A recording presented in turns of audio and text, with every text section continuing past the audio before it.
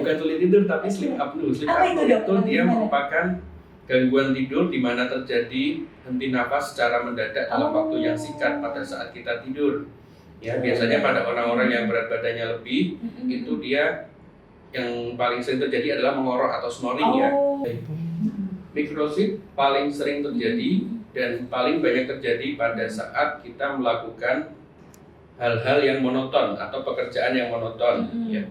Monoton yang di sini dimaksudkan adalah apabila pekerjaan tersebut dilakukan terus-menerus tanpa adanya variasi gerakan.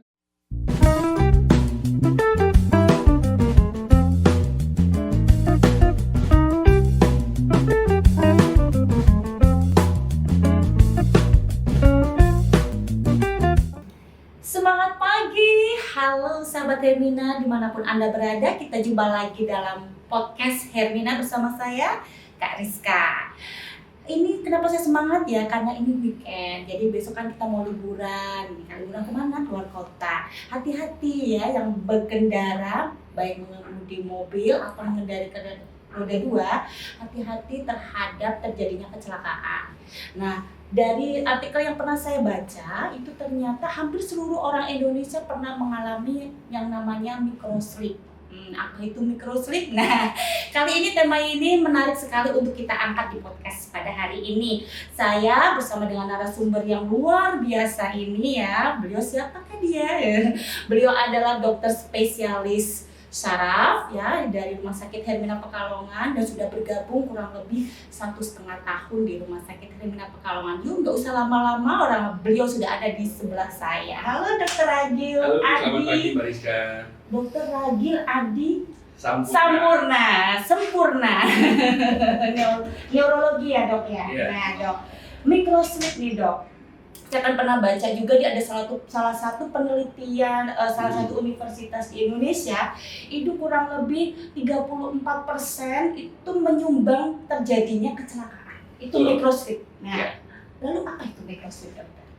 Baik, sebelum kita jauh menyelami microsleep, kita perlu mengenali microsleep itu terlebih dahulu ya. Karena saya yakin sebagian besar orang awam juga pasti agak asing dengan istilah microsleep ya. Jadi apa sih sebenarnya microsleep itu? Microsleep itu merupakan suatu gangguan medis di mana itu terjadi suatu episode mengantuk sampai dengan episode tidur, akan tetapi terjadi dalam waktu yang sangat singkat, antara hitungan 1 sampai 3 detik. Di mana itu bisa sering terjadi kepada orang-orang dan bisa terjadi kepada semua orang, terutama pada saat melakukan kegiatan-kegiatan monoton seperti saat melakukan pekerjaan atau ketika saat sedang mengemudi.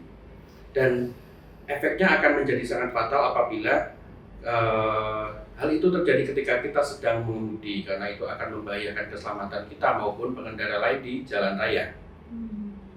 Bisa sampai kecelakaan gitu ya dok. Betul Ya. sekali. Berarti orang-orang yang istilahnya orang ngantuk gitu ya. Microsleep itu orang yang ngantuk di jalan. Di saat berkendara. Gimana kalau orang awam kan masih kurang paham. Gimana? Ya, mungkin microsleep itu lebih dari sekedar mengantuk ya Pak ya. Jadi karena kelelahan atau apa itu? ya, jadi kita mungkin bicara tentang ininya dulu ya. Jadi apa sih bedanya mengantuk biasa dengan microsleep? Ya, betul.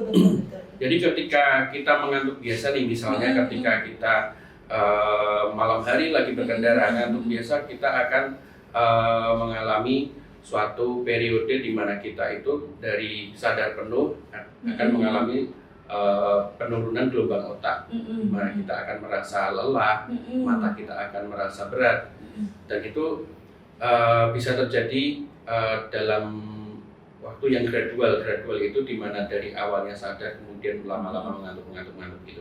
Akan tetapi pada kejadian microsleep itu bisa terjadi pada hitungan detik, di mana pada saat orang itu sadar penuh, kemudian beberapa detik kemudian orang itu bisa jatuh kepada posisi di mana dia tidak sadar, akan tetapi masih berkendara. Jadi ketika berkendara kemudian dalam kurun 1 atau 3 detik dia akan masuk ke dalam episode tidur dalam, kemudian dia akan sadar kembali. Ya, seperti itu microsleep. Jadi dia bisa datang mendadak tanpa ada rasa kantuk yang diawali sebelumnya. Nah, penyebabnya apa itu dok? Apakah hanya sekedar kelelahan, kurang tidur, atau ada penyebab lain? Baik, sebenarnya ada beberapa penyebab utama dari kejadian mikrosleep ini ya, dan itu terjadi nggak cuma 1 kali 2 kali, tapi merupakan suatu akumulasi ya. Yang pertama karena kurang tidur. Nah, sekali tadi ya Mbak Rizka ya, pertama kurang tidur di mana terjadi deprivasi tidur atau kurangnya jam tidur pada seseorang, di mana pada umumnya secara normal orang dewasa membutuhkan waktu 7-8 jam untuk waktu tidurnya agar mendapatkan efek positif dari tidur itu sendiri, yaitu pemulihan dan regenerasi sel-sel tubuh ya. Ketika kita tidur, tubuh kita akan memperbaiki diri, meregenerasi sel-sel, kemudian akan memulihkan energinya. Nah, pada orang yang tidurnya kurang dari jam yang ditetapkan tersebut, maka akan terjadi yang namanya deprivasi tidur. Apa itu, Dok? Deprivasi tidur adalah kekurangan jam tidur yang kemudian apabila terjadi terus-menerus akan berakibat pada terutama tadi ya kejadian mikrosleep, mungkin yang kedua juga akan turunnya sistem imun tubuh, kemudian yang ketiga juga orang itu akan menjadi lebih emosi, yang keempat emosional ya, makanya kalau orang marah-marah gitu ya, tensi bisa nggak? bisa ya. Salah satu gangguan efek dari gangguan tidur adalah meningkatnya tekanan darah, karena hormon-hormon di dalam tubuh itu juga nanti akan terpengaruh oleh pola tidur yang kurang bagus ya. Itu tadi yang pertama ya, deprivasi atau kekurangan jam tidur. Oke, yang kedua, apabila ada gangguan tidur. Nah, apa saja sih gangguan tidur itu? Oke, gangguan tidur itu ada banyak sekali macamnya Mbak Rizka, terutama yang kita kenal ya, mungkin salah satunya insomnia. Nggak bisa tidur ya, insomnia adalah gangguan tidur di mana orang itu sulit untuk memulai tidurnya, sehingga nanti akan berakibat ya sama juga, nanti berkurang juga jam tidurnya.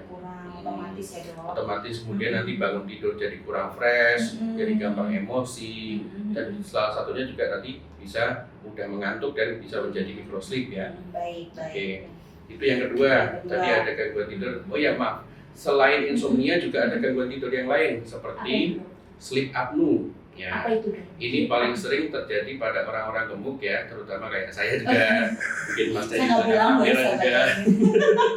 Ya, jadi kenapa dok orang gemuk lebih sulit tidur dibanding orang kurus kayak saya gitu?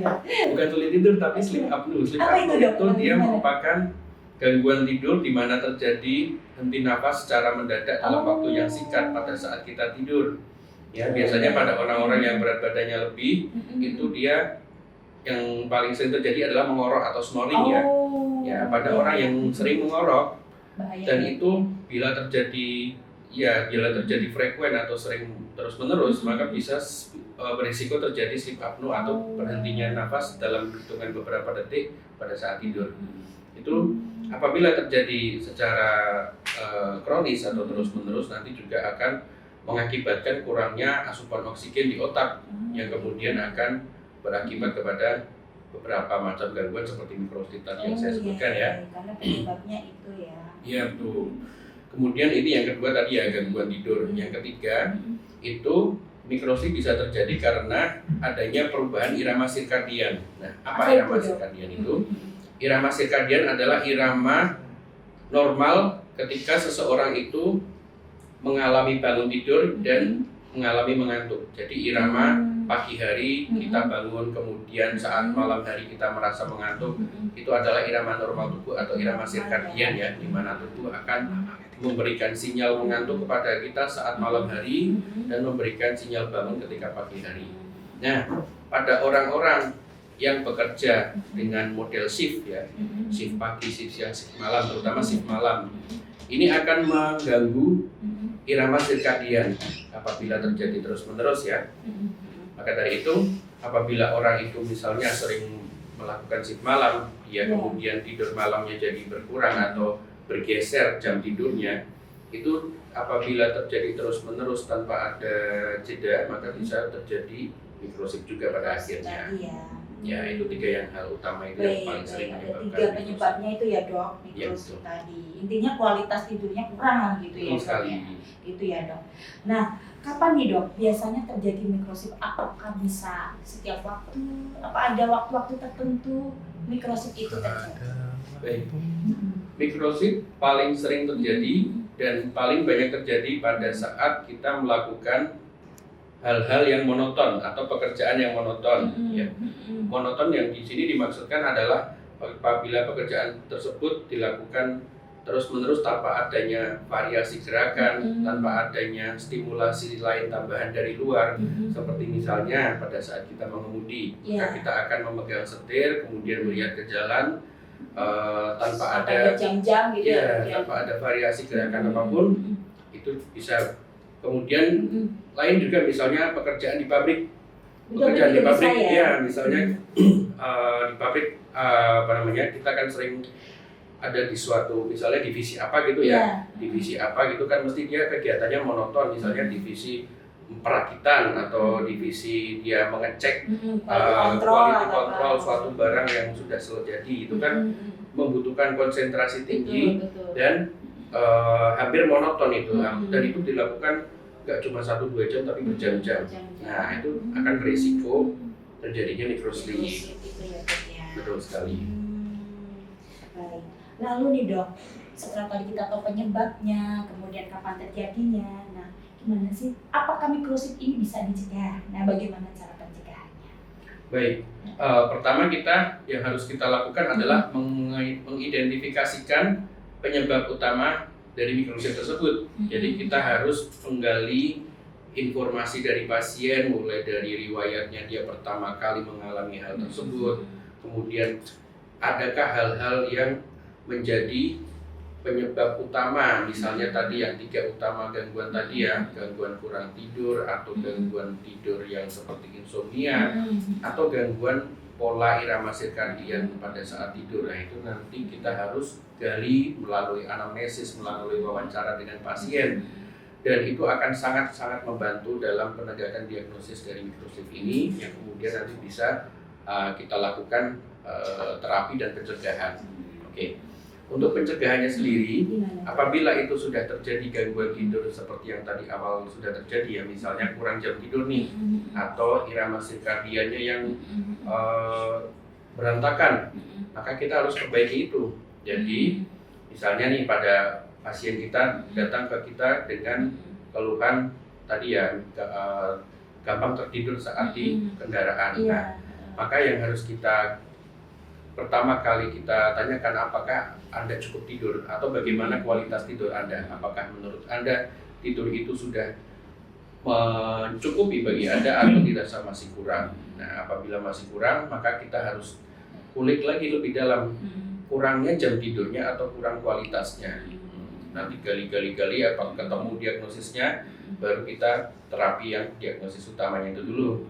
Nah, diharapkan nanti dengan keluhan utama penyebab utama tadi sudah bisa ditangani, nanti diharapkan microsleep ini juga nanti bisa kita cegah secara bertahap ya, begitu. Kemudian selain itu juga, nah seperti yang saya sudah bilang tadi, di mana microsleep terjadi pada kegiatan yang monoton, maka kegiatan yang monoton itu tadi bisa kita lakukan variasi. Misalnya nih ya, misalnya ketika kita mengendarai, jadi ketika kita berkendara, usahakan jangan lebih dari 2 jam. Oh, berarti kalau 2 jam itu mending istirahat gitu, betul. Ya. Jadi itu juga sudah cari rest area. Betul. Itu juga sudah kita lihat, sering kita lihat di jalan tol ya, tidak boleh mengemudi lebih dari 2 jam. Itu ada alasannya. Alasannya adalah bisa resiko microsleep terjadi lebih tinggi ketika kita melakukan kegiatan monoton lebih dari 2 jam ya. 2 jam sampai. Kadang sampai 1 jam pun bisa. Makanya itu bervariasi pada tiap orang. Namun yang secara umum paling enggak 2 jam lah ya. 2 jam kita berkendara, kita harus sering istirahat. Mau itu mengantuk atau tidak, usahakan 2 jam sekali itu kita berhenti. Ya nggak lama-lama, paling cuma 10 atau 15 menit itu udah cukup sekali untuk bisa mencegah terjadinya microsleep ya. Itu yang pertama. Yang kedua, misalnya kita dengan saat berkendara gitu ya, atau lagi melakukan pekerjaan apapun itu yang monoton, bisa dengan sambil mendengarkan musik. Dengan musik. Akan tetapi musiknya juga Musiknya jangan musik terlalu, buat Nina Bobo ya. ya, pertama itu. Yang kedua, jangan terlalu keras juga suaranya, nanti malah akan mengganggu konsentrasi juga. Jadi mendengarkan musik saat bekerja cukup dengan suara yang kecil, itu bisa membuat kita lebih konsentrasi ya, dan bisa lebih terjaga semangat ya. Betul, semangat. bisa meningkatkan semangat kita, sekaligus juga meningkatkan konsentrasi. Yang ketiga, dengan konsumsi kafein. Nah itu, saya mau nanya itu tadi, minum kopi gitu. Ya. Boleh ya berarti ya? Boleh, akan tetapi tidak disarankan untuk dilakukan secara terus-menerus, karena kita tahu juga kafein juga memiliki efek lain ya, seperti meningkatkan tekanan darah. Kemudian mungkin apabila dikonsumsi secara berlebihan juga bisa ketergantungan seperti itu ya. Itu jadi kafein dalam jumlah sedikit bisa membantu, terutama saat kita melakukan pekerjaan monoton ya. Oke. Apa lagi dong? Ada lagi sebenarnya. Apalagi ya? Tadi saya bilang senam peregangan gitu ya. Iya kan dong, jadi sebelum melakukan aktivitas biasakanlah melakukan pemanasan dulu. Mau apapun pekerjaannya, misalnya mau berangkat kerja di kantor atau kerja di rumah sakit atau aktivitas di luar rumah, biasakanlah terutama saat pagi gitu ya, melakukan stretching, pemanasan peregangan seperti itu ya, gerakan-gerakan yang dia bisa membuat otot kita lebih rileks, lebih leluasa, agar dia bisa lebih intake oksigen ke tubuh itu lebih banyak. Gitu ya. Kemudian ada lagi satu lagi Mbak, di beberapa negara maju, terutama di kantor-kantor perkantoran gitu ya, itu sudah beberapa diberlakukan namanya power nap. Apa itu? Power nap seperti yang paling sering dilakukan pada perusahaan Google ya. Perusahaan Google di seluruh dunia itu dia sudah menyediakan suatu ruangan khusus untuk para pegawainya untuk dia bisa tidur. Enak ya. Ya, Coba jadi power nap itu pada beberapa penelitian itu sangat berguna, bermanfaat untuk mengurangi fatigue atau capaian kelelahan pada pekerja ya. Dan power nap itu sebenarnya tidak butuh waktu lama, cukup setengah jam atau 30 menit, di mana dia dilakukan pada siang hari ya, antara jam 11 sampai jam 12 gitu ya. Itu dia bagus untuk meningkatkan atau memulihkan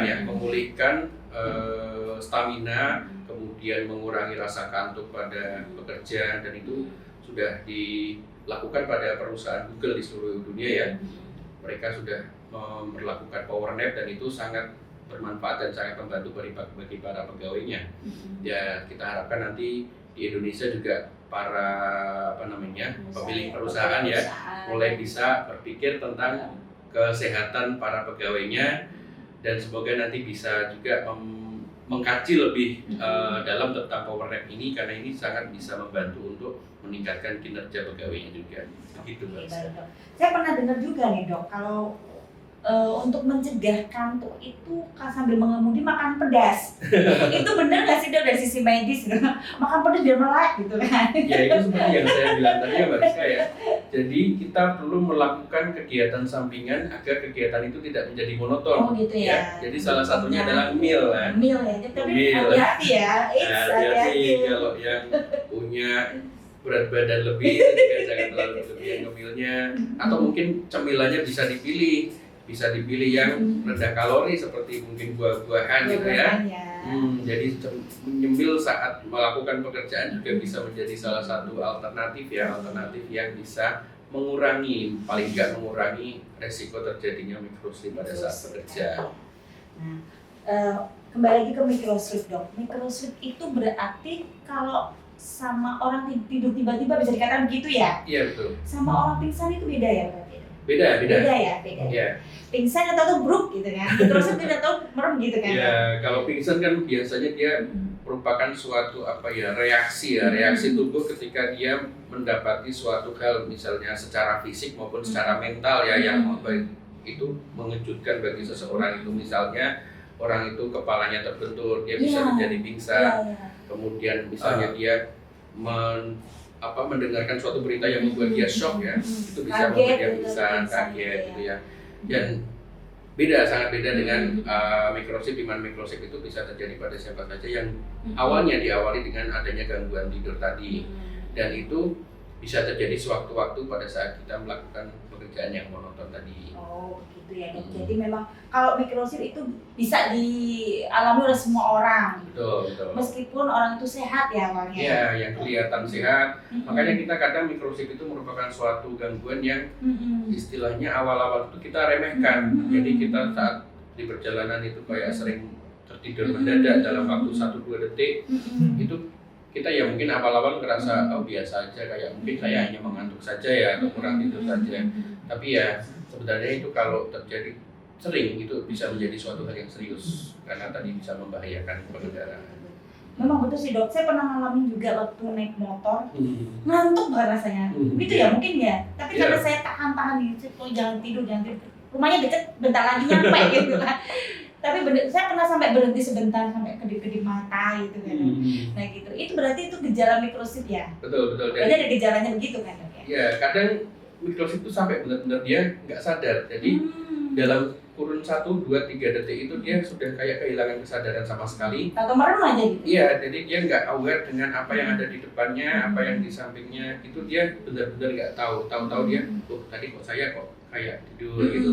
Nah, itu menjadi selain tadi membahayakan ya, itu juga nanti apabila terjadi sering maka bisa akan menurunkan kinerja kita, menurunkan prestasi ya, misalnya itu terjadi di sekolahan atau mungkin di kantor. Kemudian juga bisa membuat kita kurang konsentrasi sehingga akan bisa terjadi kecelakaan kerja apabila kita di kantor gitu ya. Makanya itu sangat perlu diperhatikan. Mulai dari sekarang kita perlu awas diri apabila kita ada gejala seperti itu. Baik, sahabat Hermina. Baik. Nah, mungkin nih dok, ada tips-tips nih. Tadi kan bisa jadi nih orang sakit juga kan, dia sakit akhirnya terjadi mikrosip gitu kan. Bisa nggak dok begitu? Udah kurang enak badan maksudnya begitu? Kurang enak badannya seperti apa ya? Masuk angin. Orang Jawa bilang masuk angin ya.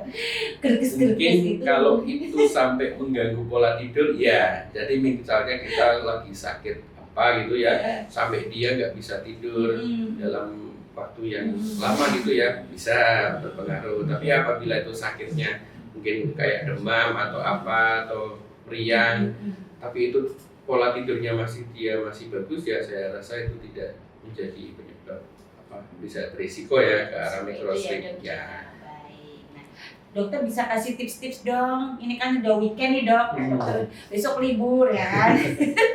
Yang mau bepergian jauh, kira-kira apa sih tipsnya untuk mencegah terjadinya mikrosip?